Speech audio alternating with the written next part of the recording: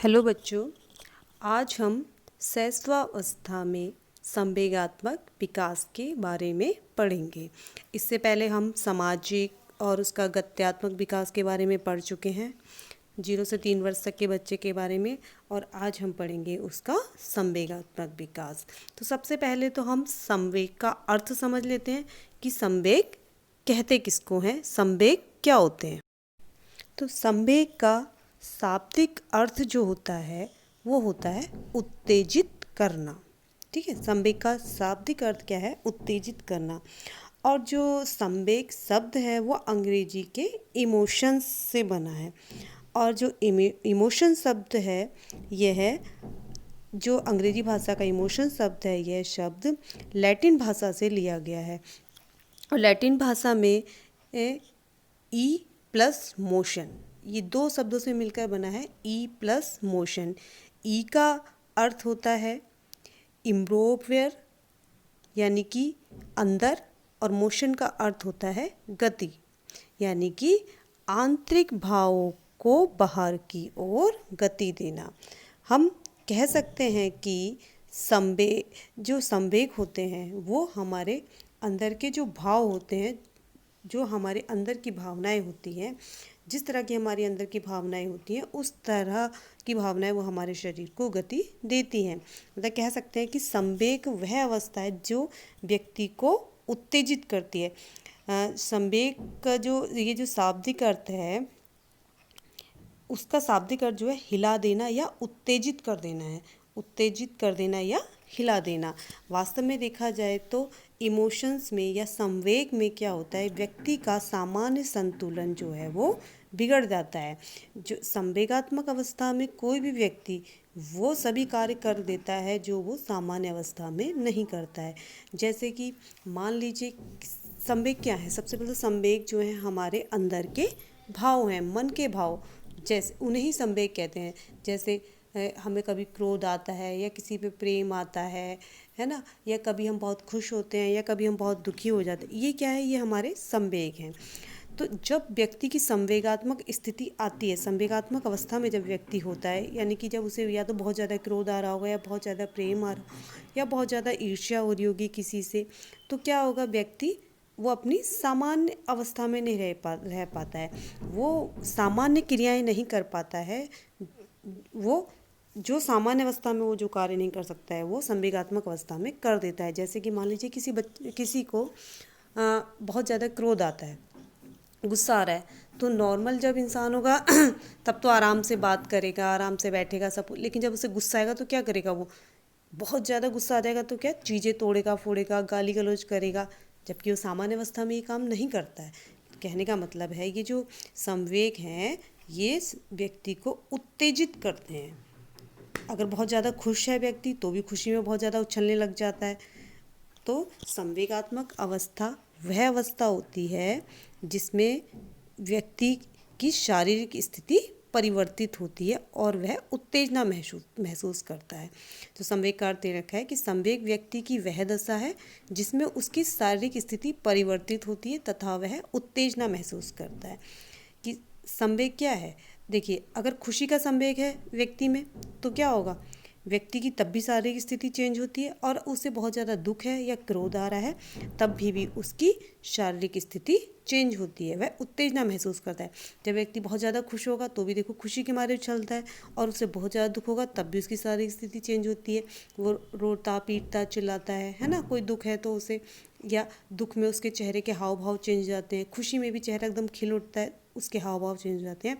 तो कहने का अर्थ है कि संवेग व्यक्ति की वह दशा है जिसमें उसकी शारीरिक स्थिति परिवर्तित होती है और वह अपने को उत्तेजित या उत्तेजना महसूस करता है अपने शरीर के अंदर।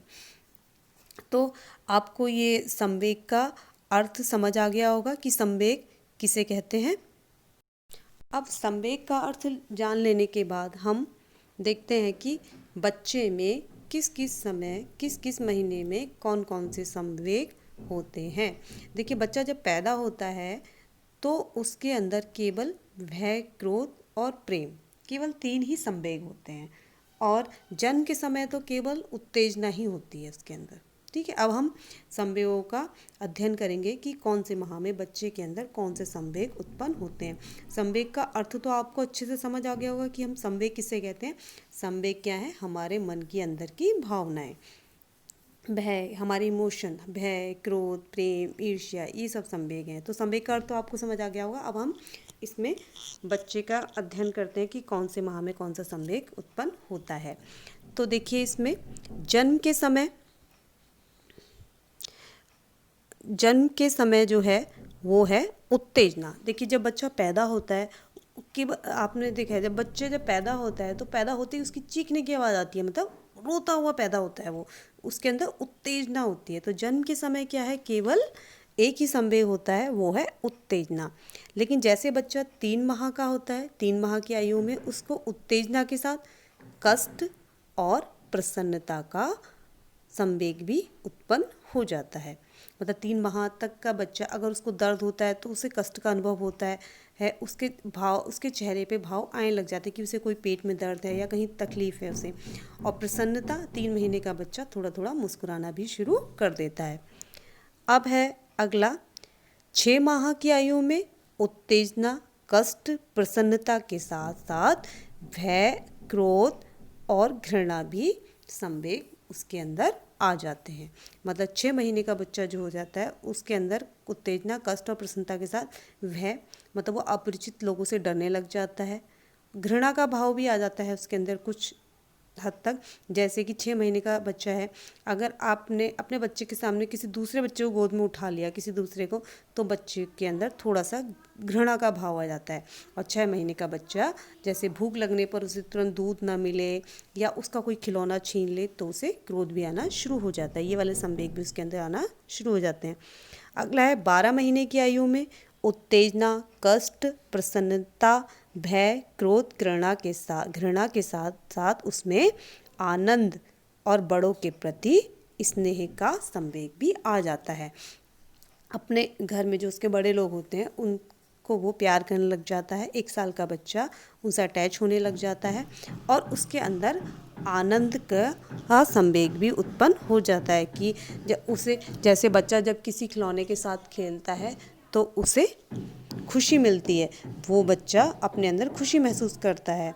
ठीक है, तो बच्चे के अंदर आनंद, मतलब वो अपने खिलौने के साथ खेल के या बड़ों के साथ खेल के आनंद की अनुभूति भी करने लग जाता है।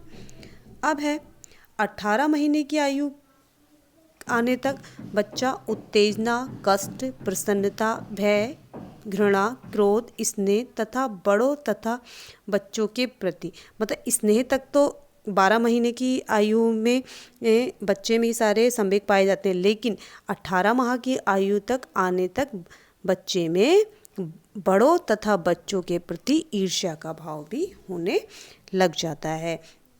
जैसे कि बच्चे को किसी बड़े की कोई बात पसंद नहीं आ रही है, या जैसे बच्चे शैतानी करते हैं, बच्चों को जैसे छोटे बच्चे होते हैं उन्हें बार बार पानी में जाना बहुत अच्छा लगता है।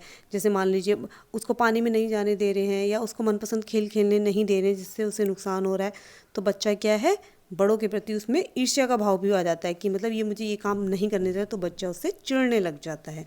इसमें जो 18 माह की आयु में है वो बड़ों तथा बच्चों के प्रति ईर्ष्या का भाव भी उत्पन्न होने लग जाता है। तो आपने देखा कि हमने पढ़ा कि कौन से माह में बच्चे में कौन कौन से संवेग उत्पन्न होते। अब हम इसके बाद पढ़ेंगे संवेगों की विशेषताएं, कि संवेगों की क्या क्या विशेषताएं होती हैं। सबसे पहली विशेषता तो है संवेग की कि संवेगों में व्यापकता पाई जाती है। ठीक है, व्यापकता से मीन्स है जैसे कि जो संवेग होते हैं वो केवल बच्चों में ही नहीं पाए जाते, बड़ों में, जानवरों में, पशु पक्षी, देश धर्म, जितने जातियों प्रजातियों के व्यक्ति हैं सभी में पाए जाते हैं। संवेगों की ये विशेषता होती है कि संवेग ऐसे नहीं है कि केवल बच्चे या व्यक्ति में ही पाए जाएंगे, बल्कि ये जानवरों, पशु पक्षियों और अन्य जाति धर्म के लोग, मतलब सारे ही जितने भी जीवित प्राणी हैं, जीव जंतु, जीव प्राणी हैं, उन सब के अंदर संवेग पाए जाते हैं। दूसरी विशेषता है कि शारीरिक परिवर्तन। अब संवेगों की दूसरी विशेषता है कि शरीर में जो है शारीरिक परिवर्तन आता है। देखिए, परिवर्तन भी दो तरह से होता है, आंतरिक परिवर्तन और दूसरा है बाह्य परिवर्तन। आंतरिक परिवर्तन के अंदर क्या होगा, जैसे मान लीजिए किसी व्यक्ति को बहुत ज़्यादा क्रोध आ रहा है, तो क्या होगा उसको, वो जल्दी जल्दी सांस लेना शुरू कर देगा, हृदय की उसकी धड़कन बढ़ जाएगी और पाचन क्रिया बाधित हो जाएगी, मतलब उसका खाना ढंग से नहीं पचेगा, उसे अपच इस टाइप की शिकायतें होने लग जाएंगी। और बाहरी परिवर्तन में क्या होता है, उसके जैसे व्यक्ति को गुस्सा आ रहा होगा तो क्या होगा, उसकी आवाज़ चेंज हो जाएगी। गुस्से की आवाज़ चेंज होती है ना सबकी, गुस्से की आवाज़ चेंज हो जाएगी, चेहरा जो है लाल हो जाएगा गुस्से से, आंखें भी बड़ी बड़ी करने लग जाएगा, है ना, और एकदम चेहरा तमतमाने लग जाएगा गुस्से के मारे। तो ये है आंतरिक और बाह्य परिवर्तन कि जब संवेगात्मक अवस्था आती है व्यक्ति की, तो उसमें शारीरिक परिवर्तन होना शुरू हो जाते हैं। तीसरा है इसमें विचार प्रक्रिया का लोप हो जाना। अब तीसरी जो विशेषता है संवेग की, कि विचार प्रक्रिया का लोप हो जाना, यानी कि जब संवेगात्मक अवस्था आती है व्यक्ति के अंदर, तो क्या होता है, उसमें विचार या कोई भी डिसीजन लेने की क्षमता खत्म हो जाती है, वो सही गलत का फैसला नहीं कर पाता। जब वो आवेश में आता है, मतलब जैसे मान लीजिए संवेग, जैसे क्रोध का ही संवेग है, तो क्या है, क्रोध में कहते हैं ना कि बुद्धि भ्रष्ट हो जाती है, वो कोई भी सही गलत निर्णय नहीं ले पाता है। उस समय व्यक्ति इतना उत्तेजित हो जाता है, अगर बहुत ज़्यादा बात बढ़ जाए गुस्से वाली, तो क्या कहता है, व्यक्ति के पास में कोई भी चीज़ पड़ी है वो वही उठा के मारने को शुरू हो जाता है दूसरे इंसान पर। संवेगात्मक अवस्था उसकी अगर इतनी बिगड़ जाए कि उसे बहुत क्रोध हद तक आ जाए, तो वो कोई भी चीज़ मारने को तैयार हो जाता है। क्यों, उसे, जबकि वो नॉर्मल अवस्था में होगा तब ये काम कभी भी नहीं करेगा, लेकिन संवेग में इतना उत्तेजित हो जाता है कि वो उसके अंदर सही गलत का निर्णय लेने की क्षमता खत्म हो जाती है। ऐसी व्यक्ति बहुत ज़्यादा खुश है तो खुशी के मारे उछलने लग जाता है, एकदम से खुशी के मारे हुर्रे या इस तरह से चिल्लाने लग जाता है। तो ये क्या है, वो नहीं देखता कि मेरे आसपास कौन बैठा है, या कई लोग तो खुशी के मारे रोने भी लग जाते हैं। तो ये क्या है कि विचार प्रक्रिया का लोप हो जाता है, मतलब सही निर्णय व्यक्ति नहीं ले पाता है। अब चौथा है इसमें व्यक्तिगतता, मतलब संवेग जो होते हैं व्यक्तिगत होते हैं, जैसे कि व्यक्तिगतता मतलब संवेगों को प्रकट करने की जो क्षमता होती है, ढंग होता है, वो सबका अलग अलग होता है। जैसे कोई व्यक्ति बहुत ज़्यादा खुश है तो वो खुशी के मारे उछलेगा, एकदम चीखेगा, चिल्लाएगा खुशी के मारे, है ना, नाचने लग जाएगा। लेकिन कई लोग खुश होते हैं लेकिन वो अपनी खुशी इस तरह से व्यक्त नहीं करते, वो शांत रहते हैं। ऐसे ही क्रोध का संवेग है, कुछ लोगों को अगर बहुत ज़्यादा क्रोध होता है तो वो मारना पीटना चीखना चिल्लाना शुरू कर देते हैं। लेकिन कई लोग अपने क्रोध के अभिव्यक्ति कैसे करते हैं, वो कुछ दिन तक किसी से बात नहीं करते हैं, है ना, या बिल्कुल चुप हो जाएंगे, खाना नहीं खाएंगे। तो कहने का मतलब है कि संवेग को व्यक्त करने की सबका अलग अलग ढंग होता है। ठीक है, संवेग जो हैं व्यक्तिगत होते हैं, कि संवेग की जो स्थिति है हर व्यक्ति में अलग अलग होती है। अगर क्रोध का ही संवेग है तो क्रोध का संवेग हर किसी व्यक्ति में अलग अलग प्रकट होगा, वो अलग अलग तरीके से प्रकट करेगा। अगला है इसमें संवेगों की अस्थिरता। संवेग क्या होते हैं, अस्थायी होते हैं। मान लीजिए किसी व्यक्ति को क्रोध आ रहा है तो ऐसा नहीं है वो पूरी ज़िंदगी भर गुस्से में ही रहेगा, ऐसा नहीं है। गुस्सा 1 घंटा 2 घंटा या 1 दिन 2 दिन 1 हफ्ता 2 हफ्ता 1 महीना में शांत हो ही जाता है, फिर व्यक्ति नॉर्मल हो जाता है। ऐसे ही खुशी का माहौल है, अगर व्यक्ति बहुत ज़्यादा खुश है तो वो खुशी कितने दिन मनाएगा, 1 दिन 2 दिन 3 दिन 4 दिन 1 हफ्ते, फिर नॉर्मल हो जाएगा।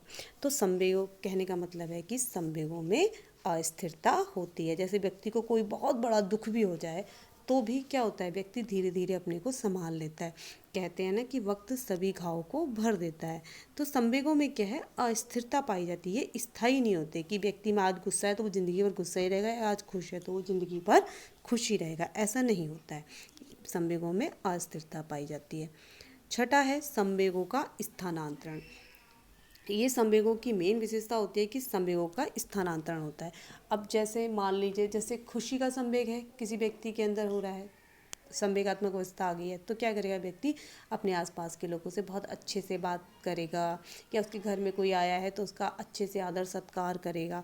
लेकिन वहीं अगर उसके अंदर क्रोध का संवेग है उस समय, तो क्या करेगा, जैसे मान लीजिए अगर किसी कोई अगर ऑफिस से आया है ना, जैसे मान लीजिए पापा वगैरह हैं या ऑफिस से आए हैं, मान लीजिए ऑफिस में कोई छोटी मोटी बात हो गई, थोड़ा बहुत लड़ाई झगड़ा हो गया या बॉस से कुछ कहा सुनी हो गई, तो क्या होगा, जैसे ही घर में आएंगे, घर में तो आपको नहीं मालूम कि बाहर क्या हुआ है, पापा घर में आएंगे, आप बात करेंगे उनसे, तो क्या होगा, अगर कोई नॉर्मल बात भी पूछेंगे तो एकदम से चिल्ला जाएंगे, है ना।